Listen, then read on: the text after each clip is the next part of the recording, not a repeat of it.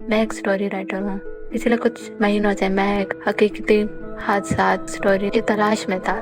आज मैं बहुत खुश हूँ क्योंकि आज मुझे एक पुलिस स्टेशन से कॉल आई है जिन्होंने मुझे एक क्राइमर से मिलने की इजाज़त दे दी है, जिसके लिए मैं 1 साल से इंतज़ार कर रहा। रास्ते में मुझे कॉल आई कि सारा एक एड्रेस है, इसे पुलिसमैन के साथ मेरा इंतज़ार कर रही है। मैं फौरन से पुलिस स्टेशन पहुंचा और फिर पुलिसमैन ने हम दोनों को एक जेल के दरवाजे के सामने ला खड़ा किया। पुलिसमैन ने हमें बहुत से हिफाजती तरीके बताया और फिर दरवाज़ा खोल दिया। मैं जैसे ही अंदर दाखिल हुआ, मैंने अंधेरे में एक शख्स को बैठा देखा।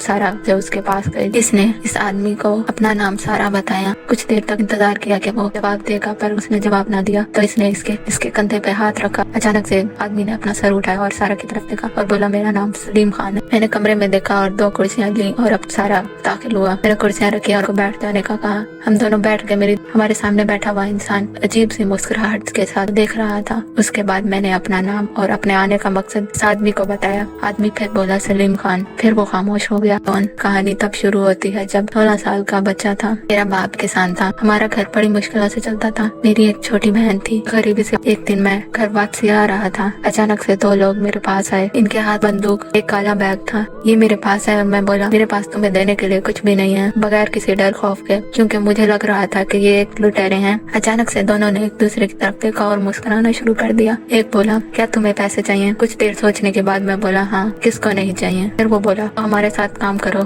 ये बैग लो और यहाँ से तीसरी गली में पहुँचा दो, वो आदमी तुम्हें पैसे देगा। तब मैंने वो बैग रख लिया। मैंने जाकर वो बैग उस आदमी को पकड़ाया। उस आदमी ने मुझे 3 नोट दिए। मैं बहुत खुश हो गया क्योंकि इतना सारा पैसा मैंने एक साथ जिंदगी में पहली दफा देखा था। वो आदमी चला गया और मैं भी अपने घर चला गया। इस तरह मैंने उनके साथ काम करना शुरू कर दिया। 6 महीने गुजर गए। मैं यूँ रोज पैसे घर लाता था और देर रात तक घर आता था। ऐसे ही एक रात मैं घर वापस आ रहा था। मैंने घर की तरफ देखा तो पूरा गांव मेरे घर के इर्द गिर्द मौजूद था।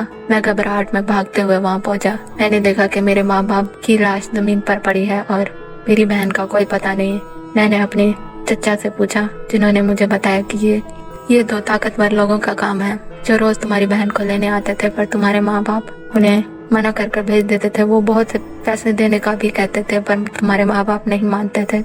आज उन्होंने तुम्हारे माँ बाप को मार दिया और तुम्हारी बहन को भी ले गए हैं। ये सुनते ही मैंने जमीन से उठा और वहाँ से भागने लगा। मैं भागते हुए उन लोगों के दरवाजे पे जा पहुंचा और जोर जोर से दरवाजा खटखटाने लगा, जिनके साथ मैं पिछले 6 महीनों से काम करता था। इस रात तेज बारिश हो रही थी। मैं पूरी तरह भीग चुका था।